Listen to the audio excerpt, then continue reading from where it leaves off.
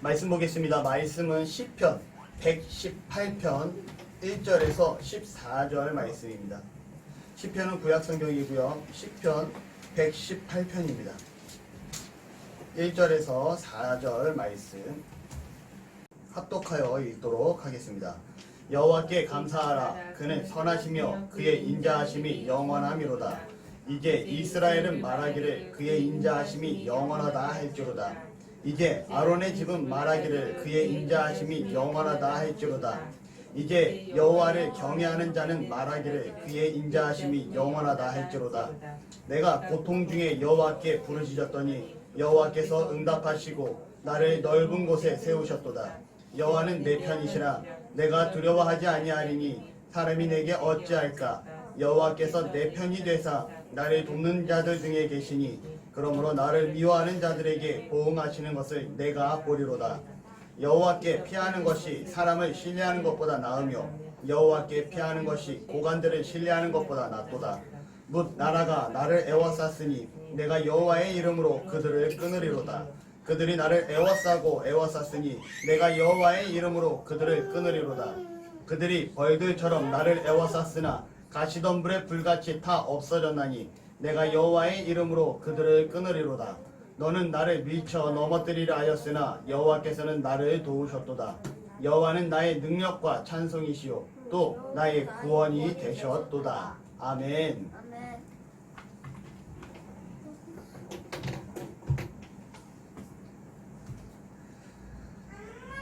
어떤 학자가 한 선생님을 찾아와서 말을 합니다. 뭐라고 말을 하냐?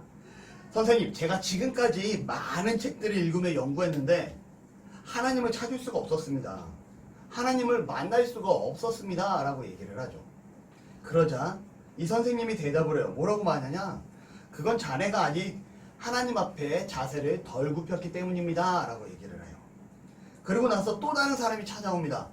선생님, 하나님이 어디에 계시는지 나에게 말씀을 해주시면 제가 선생님에게 정말 100만 원을 드리겠습니다. 그만큼 전 하나님이 어디에 계신지 모르겠습니다. 라고 얘기를 해요. 그러자 이 선생님이 뭐라고 말씀하시냐? 만약에 당신이 하나님이 계신 곳을 하나님이 계시지 아니한 곳을 저에게 가르쳐 주신다면 제가 오히려 당신의 그 제시한 금액의 2배를 드리겠습니다. 라고 얘기를 했다는 거죠. 여러분, 하나님은요, 이 땅 어느 곳에나 우리와 함께 계심을 기억하시기를 바랍니다. 아멘. 아멘. 우리의 선한 가운데 있든지 우리의 죄악 가운데 있든지 하나님은 언제나 우리와 함께 하시고요. 우리가 이러한 사실을 기억해야 될 줄로 믿어요. 우리가 이 땅에 살아가는 데 있어서 문제가 무엇이냐면 언제나 함께 하시는 그 하나님을 우리가 마음 가운데 느끼지 못하고 나를 챙기시는 그 하나님을 느끼지 못하고 우리가 이 땅 삶을 살아가고 있다라는 거죠. 하지만 이렇게 살아간다라면 나에 대한 하나님께서 나를 향한 사랑과 내가 하나님과 함께함을 느끼지 못한다는 것은 우리가 너무나 불행한 인생이지 않을까 싶어요. 오늘은 오늘 본문처럼 여기 말씀이 나오는 건 임마누엘 영성이고요. 부제가 뭐냐? 나와 함께 하시는 하나님이에요. 뭐라고요? 나와 함께 하시는 하나님. 다시 말하면 1절에서 4절의 내용을 보면 이런 내용이 있어요. 여호와의 인자하심이 영원하미로다 라고 계속해서 반복하고 있다는 거죠. 자, 여호와의 인자하심이란 뭘까요? 인자하심. 차성교련이 옆으로 좀 앉아주시겠어요? 얼굴이 가려서 안 보여요. 저쪽으로 앉으세요. 인자하심이 뭘까요? 인자하심이란 바로 너그럽고 자비로운 하나님의 성품을 가리켜요. 뭐라고요? 너그럽고 자비로운 하나님의 성품을 가리키고 있다라는 거죠. 자, 오늘 본문의 저자는 계속해서 하나님을 가리켜서 말합니다. 뭐라고 얘기해요? 하나님은 인자하시다. 하나님은 인자하시다. 하나님은 인자하시다. 다시 말하면 그분은 너그럽고 자비로우신 분이십니다. 그분은 너그럽고 자비로운 분이십니다. 라고 계속해서 강조하고 있다는 거죠. 근데 그가 그렇게 계속해서 강조할 수 있었던 이유가 있어요. 우리 한번 5절을 보겠습니다. 성경 118편 5절을 보겠습니다. 찾으셨나요? 네. 함께 있습니다. 시작. 내가 고통 중에 여호와께 부르짖었더니 여호와께서 응답하시고 나를 넓은 곳에 세우셨도다. 아멘. 뭐라고 말씀하시냐면 정말 내가 하나님 앞에 고통 중에 괴롭고 어렵고 힘든 가운데 하나님 앞에 기도를 했는데 하나님께서 내 기도에 응답을 해주셨고 나를 어떻게 해주셨냐? 넓은 곳에 세워주셨다라고 얘기합니다. 무슨 말이냐면 이 넓은 곳, 다시 말하면 넓은 곳은 어떤 곳이냐? 넓게 펼쳐진 곳을 가리켜요. 넓게 펼쳐진 그곳은 어떤 곳일까요? 저는 이렇게 표현하고 싶어요. 광야를 상상해 보시기를 바랍니다. 광야. 광야는 어떤 곳이죠? 아무것도 없는 곳이에요. 그 아무것도 없는 곳에 내가 서 있습니다. 한번 상상을 해볼게요. 아무것도 없는 곳에 내가 서 있는데 누가 나를 이곳에 세워주셨다라고 해요? 하나님께서 나를 그곳에 세워주셨다라고 합니다. 그러면 나를 세워주신 내가 서 있는 그 광야에 또 누가 계신 거예요? 하나님이 계신 거예요. 아무것도 없고 넓게 펼쳐진 그 넓은 대지 위에 내가 서 있고 그 앞에 누가 서 계세요? 하나님이 서 계세요. 이곳에 누구와 함께 있다라는 거예요? 하나님과 함께하고 있다라는 거죠. 그 하나님은 어떠한 분이시냐? 세상을 창조하신 분이시고요. 그 하나님은요, 정말 이 세상을 다스리시는 분이시고요. 그 하나님은요, 정말 이 세상 가운데 섭리하심을 통하여 하나님의 구원의 계획을 만들어 가시는 분이세요. 그럼 그분이 지금 하나님과 나 1대1로 대면해서 서 있다라는 거죠. 여러분, 흥분이 될까요? 안 될까요? 흥분되죠? 설레죠? 그분은 누구세요? 하나님이에요. 그 하나님이 누구랑 함께 하세요? 나와 함께하고 있다라는 거죠. 여러분, 5절을 한번 다시 읽어보도록 하겠습니다. 시작. 내가 고통 중에 여호와께 부르짖었더니 여호와께서 응답하시고 나를 넓은 곳에 세우셨도다. 이 넓은 곳에 세우신 내 기도에 응답하시고 하나님이 나와 함께 1대1로 함께하고 계심을 기억하는 말씀이 되기를 바라요. 아멘. 그리고 6절에는 보면 여호와는 내 편이시라 내게 두려움이 없나니 사람이 내게 어찌할꼬 라고 기록합니다.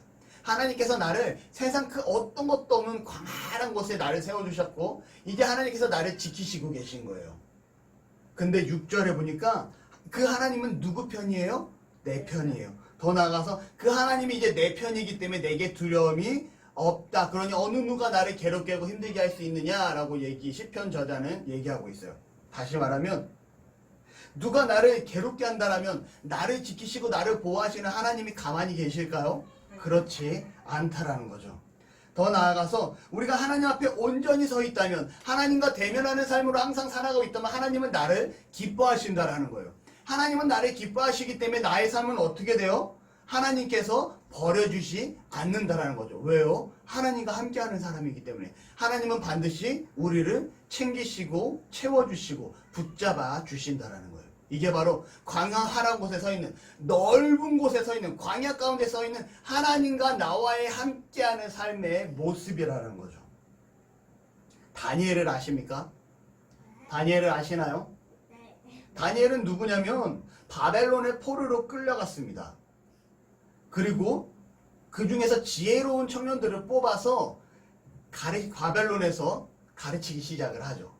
그리고 그들에게 왕의 진미, 왕이 먹는 식사를 제공을 하기 시작을 합니다. 포로임에도 불구하고. 근데 다니엘이 결단을 해요. 왜 그러냐? 그는 우상에게 드려진 음식을 먹을 수가 없었어요. 하나님을 믿는 사람으로서 우상에게 드려졌던 재물을 자기가 왕의 진미라는 이유로 먹을 수가 없습니다. 그래서 어떻게 합니까? 환관장을 찾아가죠. 다니엘과 다니엘의 세 친구들은 환관장을 찾아가서 얘기를 합니다. 뭐라고 얘기를 하냐? 우리에게 열흘간 채소를 주시기 바랍니다. 왕의 진미를 안 먹어도 되니 열흘 동안 제사를 지내지 않아야 하는 음식, 그 채소를 주시기를 바랍니다. 그러자 환관장이 그래 그렇게 할게 라고 얘기했을까요? 아니요. 야, 너희가 채소를 먹다가 너희가 야위거나 잘못되면 내가 왕한테 징계를 받을 수 있어. 그러니 안 될 것 같아. 아니, 그러니까 우리를 열흘만 테스트해 주시기 바랍니다. 열흘 동안 우리에게 채소를 주시고 우리가 그 음식을 먹었을 때 정말 괜찮으면 앞으로 그 음식을 주셔도 되지 않겠습니까? 그렇게 말을 하죠. 그러자 환관장이 오케이를 합니다. 그리고 정말 열흘 동안 채소를 먹게 돼요. 여러분 한번 생각해 볼까요? 사람은요 기본적으로 잡식이에요. 무슨 말이냐면 야채도 반드시 먹어야 되고요. 고기도 반드시 먹어야 돼요. 그래야지 정상적인 영양소와 균형을 만들어갈 수가 있습니다. 근데 채소만 먹으면 영양 불균형에 빠질 수밖에 없다라는 거죠. 오늘 이 식단은요, 다니엘이 먹는, 그의 친구들이 먹는 식단은 영양 불균형에 빠질 수밖에 없는 식단이었어요. 다시 말하면 피부색이 좋아질 수가 없는 식단이었다라는 거죠. 근데 열흘 뒤에 찾아가자 어떻게 됩니까? 그들이 더 좋은 모습을 보였다라는 거예요. 누가 함께 하신 걸까요? 하나님이 함께 하신 거예요. 하나님이 함께 하심을 기억하고 하나님을 의지하고 나아갔던 다니엘과 세 친구의 모습이었다라는 거죠. 훗날 다니엘은요, 바벨론의 총리가 됩니다. 포로로 끌렸지만 정말 출중했기 때문에 바벨론이라는 곳에 총리가 돼요. 총리는 뭐 하는 일일까요? 왕을 보필하고 왕의 다음에 서열로 정말 힘 있는 권력자예요. 그런 다니엘이 주변 사람들의 시기를 받기 시작을 합니다. 그리고 이 주변 사람들은 다니엘의 잘못이라든가 다니엘의 흠을 찾기를 바랬지만 다니엘의 흠을 찾을 수가 없어요. 그래서 왕을 찾아갑니다. 다리오 왕이에요. 왕이시여, 앞으로 30일 동안 왕 이외에 다른 신들이나 다른 사람들에게 기도하는 자가 발견되면 이 사람을 사자굴에 집어넣는 게 어떻겠습니까? 라고 얘기를 해요. 이 신하들이. 이 말은 무슨 말이냐면, 왕이셔, 당신의 이번에 정책을 통해서 당신의 왕의 권력을 더욱더 굳건히 다지셔야 될 것 같습니다. 라는 말과 같은 거예요. 왕의 권력을 굳건히 다지기 위해서 왕 위에 이외에 다른 신들에게 기도하거나 하면 그 사람을 사자굴로 던집시다. 이건 뭐예요? 죽입시다. 라는 내용이에요. 다시 말하면 왕의 명령에 불복하는 자들을 우리가 과감히 죽입시다. 라고 얘기하고 있는 거예요. 그런데 왕이 좋았을까요? 싫었을까요? 자신의 권력이 높아진다고 하니 좋을까요? 싫을까요? 그것도 신하들이 도와준다고 하니 왕은 좋을 수밖에 없는 거예요. 그럽쇼, 그렇게 합시다 라고 얘기를 하고 이 법령을 선포를 하죠. 문제가 뭐냐? 다니엘은 누구를 믿었다고요? 하나님을 믿었다라는 거죠. 하나님을 믿었던 다니엘, 다리오 왕 외에는 기도하면 안 되는 상황임에도 불구하고 하루에 3번씩 예루살렘을 향해서 무릎을 꿇고 기도하기 시작을 합니다. 자, 다니엘을 죽이고 싶었던, 다니엘의 흠을 찾고자 했던 다른 신하들은 다니엘의 이런 모습이 어떻게 비춰졌을까요? 옳거니 잘 됐어. 드디어 우리가 깔아놓은 올가미에 빠진 거야 라고 얘기를 하겠죠. 그리고 다니엘은 어떻게 되나요? 정말 사자굴에 빠지게 된다는 거죠. 자, 여러분, 다니엘은 죽었을까요? 안 죽었을까요? 안 죽었어요. 누가 지키셨나요? 하나님. 세상에 그 어떤 괴로움과 풍파와 환란과 위기가 다가왔다 할지라도 다니엘은 하나님과 대면하여 기도하고 하나님 앞에 나아가기를 포기하지 않았다라는 거예요. 이 다니엘을 누가 지키셨을까요? 하나님이 지키셨다라는 거죠. 결과적으로 다니엘을 죽이고자 했던 그 신하들이 오히려 사자굴에 빠져서 그들이 대신 죽게 하십니다. 누가요? 하나님께서. 자, 하나님은요, 이처럼 하나님과 함께하는 신앙을 소유한 자들을 버리지 않습니다. 그렇기 때문에 하나님과 함께하는 신앙을 소유한 우리는 우리를 대적하는 자들을, 우리를 시기하는 자들을, 우리를 괴롭게 하는 자들을 두려워할 필요가 없다라는 거죠. 17절에서 13절에 보면 이런 하나님을 대면하고 하나님과 함께하는 신앙을 임마누엘이라고 할게요. 임마누엘 신앙, 임마누엘 영성. 무슨 말이냐면 임마누엘이 무슨 뜻이에요? 하나님이 나와 함께 하신다라는 뜻이에요. 그렇죠. 이 하나님과 함께하는 사람은요, 하나님께서 반드시 우리의 생활을, 우리의 삶을 책임져 주심을 기억하시기를 바랍니다. 아멘. 그렇다면 우리는 이러한 임마누엘의 영성을 소유해야 되는데, 임마누엘의 신앙을 소유해야 되는데 어떻게 해야 될까? 첫 번째로 하나님의 임재를 묵상하시기를 바랍니다. 윌리엄 노라는 한 선교사님이 계셨어요. 이 윌리엄 노 선교사님은 필리핀에서 선교를 하시는 분이셨는데 이 선교사님이 심각한 고민에 빠집니다. 어떤 고민에 빠지냐? 자기가 선교사로 필리핀에 갔음에도 불구하고 계속해서 이런저런 다른 생각이, 복음을 전해야 되는 선교사임에도 불구하고 다른 생각이 들기 시작을 해요. 우선 첫 번째로 선교지가 이분이 유럽권에서 미국권에서 오셨다고 하면 이 윌리엄 선교사님이 화폐 가치가 돈이 큰 거예요.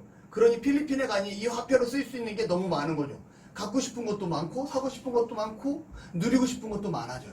이걸 가지고 복음을 전해야 되는데 자기가 쓰고 싶은 거예요. 맞아요? 틀려요? 잘못된 거죠.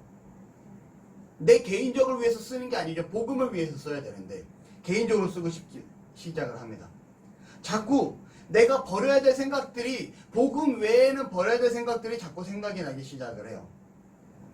복음을 전하기 위해서 나의 모든 전념과 모든 생각들이 다 그쪽에 가 있어야 되는데 자꾸 쉬고 싶고요. 자꾸 놀고 싶고요. 자꾸 사람들을 만나고 싶고요. 사람들과 즐기고 싶고요. 이런 생각이 들기 시작을 합니다. 윌리엄 선교사님은 고민에 빠지기 시작을 해요. 내가 복음을 전하기 위해서 이곳 필리핀에 왔는데 내가 지금 복음을 전하기보단 사람을 만나기를 좋아하고 내가 지금 복음을 전하기보단 물건을 사 먹기를 좋아하고 내가 복음을 전하기보단 내가 갖추고 싶은 걸 더 원하고 있구나 고민하기 시작을 해요. 그래서 그가 어떻게 하냐? 고민 끝에 하나님의 임재를 묵상하자라고 결론을 내리기 시작을 합니다. 하나님의 임재를 묵상하는 것이 뭘까요? 내가 불경건한 생각이 들어요. 다시 말하면 내가 갖추지 않아도 될 걸 사고 싶은 생각이 드는 거예요. 그럴 때 하나님이 나와 함께 하시지라고 고민을 하는 거예요. 하나님이 이걸 기뻐하실까? 내가 복음을 전해야 될 자리에 그냥 사람들과 나아가서 놀기를 원해요. 즐기기를 바래요. 그럴 때 하나님이 나와 함께 하시는 임재를 기억합니다. 내가 이렇게 살면 안 되지. 내가 복음을 전해야지. 그리고 나와 함께 하시는 하나님을 끊임없이 기억하기 시작을 합니다. 그러자 그분의 머릿속에 있던 불경건한 생각, 그 선교사로서 갖추지 말아야 될 생각이 사라졌을까요? 안 사라졌을까요? 사라졌다라는 겁니다. 여러분, 하나님, 나와 함께 하시는 하나님을 날마다 묵상하는 자가 되시기를 바랍니다. 플래시 플레이어라고 있어요. 플래시. 뭘까요? 그 불을 밝혀. 네, 맞아요. 플레이어는 프레이어. 기도예요. 하는 사람. 플레이어 말고 프레이어. 기도예요. 기도. 자, 다시 말하면 플래시 플레이어는 성광 기도라 그래요. 번쩍이는 기도. 다시 말하면 번쩍이는 기도가 뭐냐? 우리가 사진을 찍을 때 빛이 안 좋거나 어두우면 셔터가 터지면서 번쩍합니다. 그렇죠. 그 짧은 찰나의 순간을 가리켜요. 그 찰나의 순간에 기도하는 거예요. 매일같이 우리가 하나님 아침, 점심, 저녁으로 밥 먹는 시간에 일어나고 자고 기도하는 시간이 있다고 할지라도 그거 외 시간으로도 순간순간 하나님 어떻게 해야 될까요? 하나님 이게 뭐죠? 하나님 제가 이 순간이 뭐가 지혜로운 모습일까요? 어떻게 하나님의 영광을 가리우지 않을까요? 지금 이 순간에 어떻게 하나님께 나아갈 수 있을까요? 라고 순간순간 하나님께 질문하며 되뇌이는 게 바로 성강기도라고 해요. 우리는 이런 기도를 하셔야 돼요. 그럴 때 하나님의 임재는 우리에게 더욱더 쉽게 느낄 수 있고 더 가까이 다가올 수 있습니다. 아멘. 두 번째로는요, 영적인 일기를 쓰시기를 바라요. 뭐라고요? 영적인 일기를 쓰기를 바라요. 뭐냐? 다 컸는데 무슨 일기를 씁니까? 제가 무슨 그래도 뭐 애들이나 쓰는 거죠. 이게 아니라는 거죠. 무슨 말이냐면 우리가 하루하루 살아갈 때 정말 하나님 앞에 내가 기쁨이 되는 하루가 됐다면 내가 그날 하루의 기쁨을 일기로 쓰는 거예요. 하나님, 나의 하루가 오늘 하나님 앞에 기쁨이 되었습니다. 내가 이러이러한 상황 가운데 하나님께 영광 돌리는 선택을 하였고 하나님께 영광을 돌렸습니다. 삶 가운데 하나님을 드러냈습니다. 라는 기도를 쓰는 거예요. 만약에 내가 오늘 하루가 하나님 앞에 부끄러웠어요. 하나님, 나의 오늘 하루가 이러이러한 사건 가운데 제가 정말 하나님의 은혜를 저버리고 하나님의 임재를 저버리고 이러한 잘못을 저질렀습니다. 나의 부끄러운 걸 연약함을 용서하시기 바랍니다. 내일도 이러한 하루를 반복하지 않기를 바랍니다. 이러한 일기를 쓰면 우리가 하나님 앞에 더욱더 함께 가는 데 도움이 될 줄로 믿어요. 더 어렵다라면 큐티라는 것도 있어요. 그날의 아침에 일어나서 말씀을 묵상을 하고 그 말씀을 본 내용을 토대로 오늘 하루를 다짐을 합니다. 다니엘의 말씀을 묵상을 했다라면 다니엘이 환관장이 줬던 왕의 진미를 거부한 것처럼 그가 채소를 먹기로 다짐한 것처럼 난 오늘 하루 세상에 주는 유혹을 뿌리치고 정말 하나님의 기쁨이 되는 그 일을 위해서 최선을 다할 것이다 라고 묵상을 합니다. 그리고 나서 저녁이 되고 내가 오늘 하루에 하나님의 그 아침에 다짐했던 큐티의 내용대로 내가 정말 하나님께 영광을 돌리고 하나님께 다가가는 삶을 살았는가 돌이켜보는 거죠. 이렇게 한다면 우리가 정말 하나님 앞에 임마누엘의 영성을 소유할 수 있지 않을까 싶어요. 마지막으로는 하나님의 섭리를 삶 가운데 기억하는 은혜가 있기를 바랍니다. 하나님의 뭐요? 섭리요. 하나님의 섭리란 무엇이냐면 매 순간순간 끊임없이 하나님이 내게 역사하신다라는 생각이에요. 다시 말하면 내 주변의 모든 것들이 하나님의 섭리 안에 있음을 기억하시기를 바라요. 우리가 지금 이 자리에 나와서 주일 예배를 드립니다.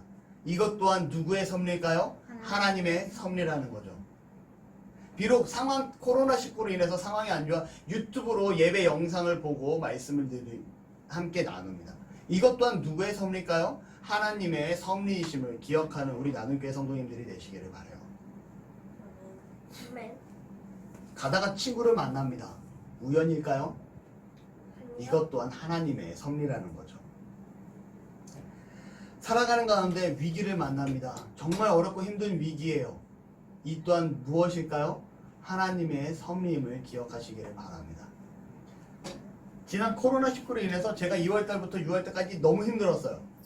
이런저런 이유로 회사적으로도 힘들고 세상적으로도 물질적으로도 좀 너무너무 힘든 시기였어요.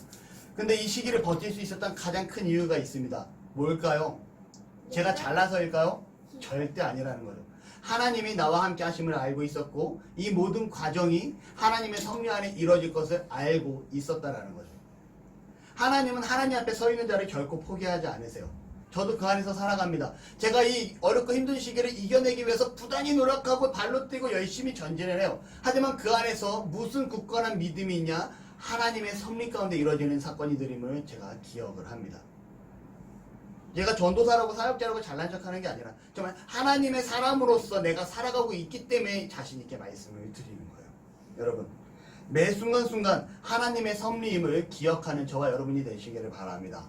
아멘. 아멘. 우리가 그러한 삶을 살 때 하나님께서는 우리를 임마누엘의 영성으로 하나님과 함께 하시는 정말 뜨거운 신앙의 소유자로 세워주실 거예요. 마지막으로 예화를 하나 드리고 말씀을 맺도록 하겠습니다. 한 전도자가 한 전도단체에서 설교를 하기 위해 그곳을 방문을 해요.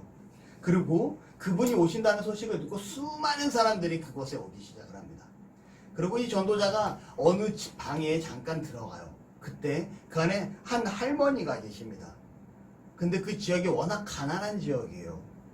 근데 이 할머니 얼굴을 봤는데 너무나 화사하고 빛이 나고 너무나 행복한 얼굴을 이 전도자가 보게 되죠. 그리고 그 할머니를 보고 이 전도자가 얘기를 합니다. 뭐라고 얘기를 하냐?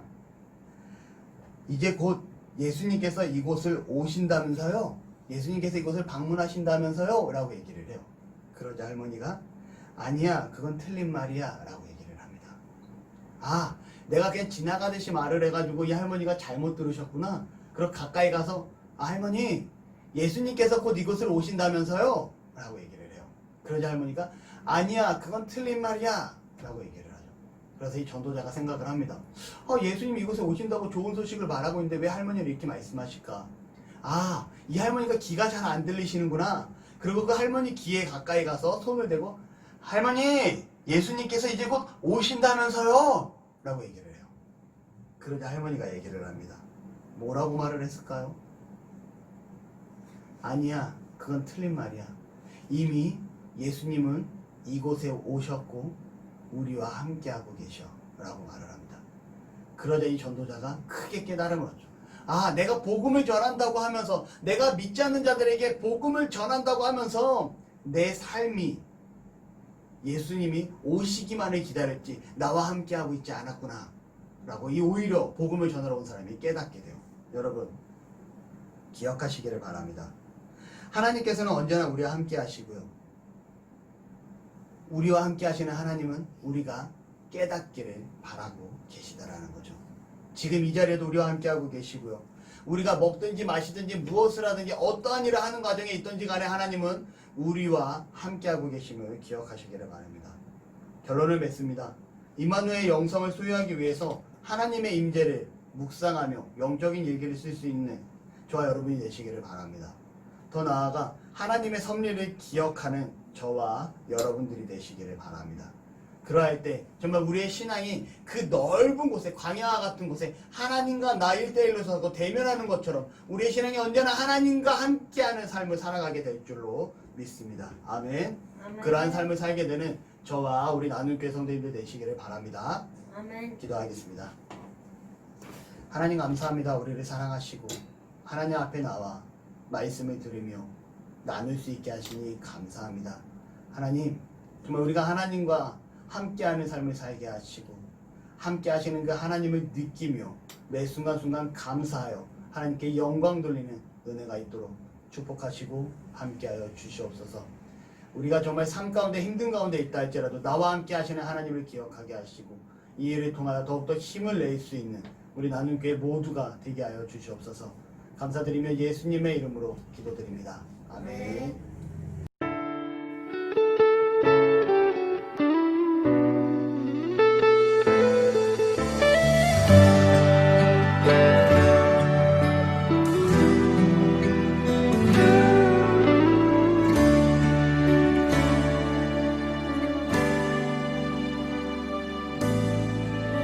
왜 나를 깊은 어둠 속에 홀로 두시는지, 어두운 밤은 왜 그리 길었는지, 나를 고독하게 나를 낮아지게 세상 어디도 기댈 곳이 없게 하셨네. 광야에 서 있네.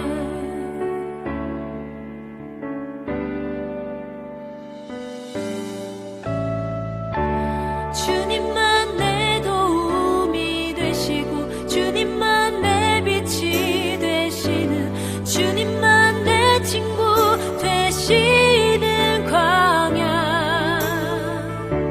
주님 손 놓고는 단 하루도 살 수 없는 곳, 광야에 서 있네.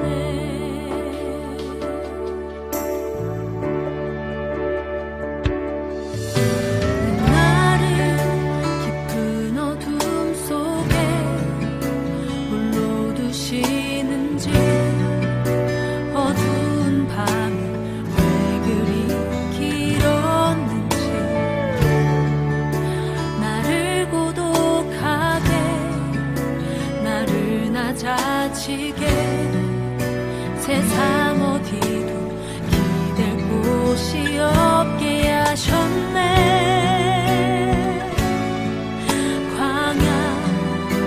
광야에 서 있네.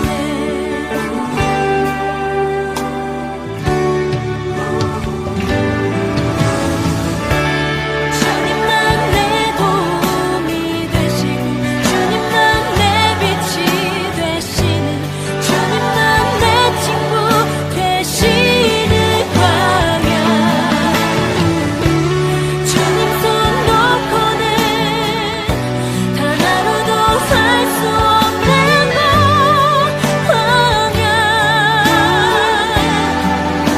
광야에 서 있네.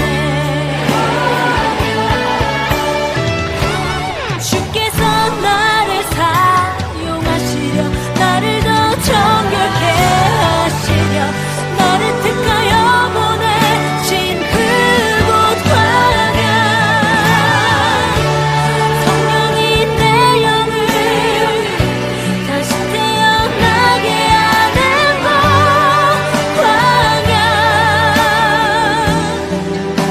광야에 서 있네.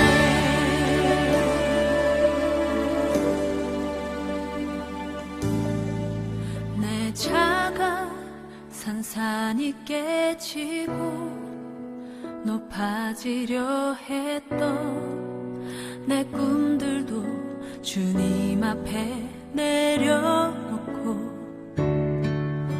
오직 주님 뜻만 이루어지기를, 나를 통해 주님만 드러나시기를.